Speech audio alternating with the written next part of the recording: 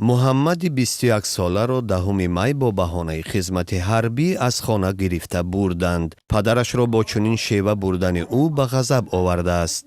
خیلی مادر ایشون نتی بگیری سالدت بگیری برای چخیله او دام دزدی ولی کاگی اوخی اما دیگه حکومت البته قانون چیه قانون رفتار خودشون نمیدونن چوکیستن. باباخان سفرов از روی اعمال کارمندان جماعت و کمیسریت حربی ناحیه فرخار به دادستانی شکایت کرده است. قانون که رعایت نکرد و جزا بگیره نزد حکومت در جواب بگن اوخی بای خیلی نمیشه امروز دیگه عمل کرد پگاه دیگه چه میکنه.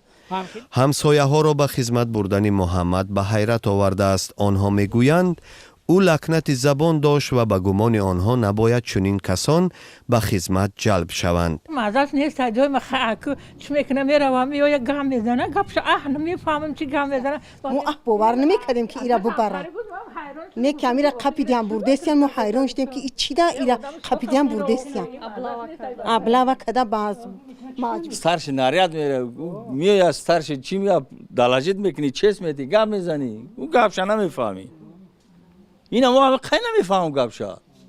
با قول والدین محمد سفرov چند بار هم خواست اختیاری به خدمت رود اما خواهش او رد شد.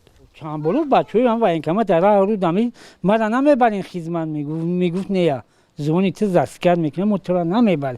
این امروز دومن خیلی کرد. بر طبق اطلاع اقربا این جوان حالا در کمیسریت حربی شهر باختر قرار دارد. 5 روز است والدین نتوانستند جز این اطلاع دیگری بگیرند. پدر محمد امید دارد دادستانی عریضه او را منصفانه بررسی خواهد کرد.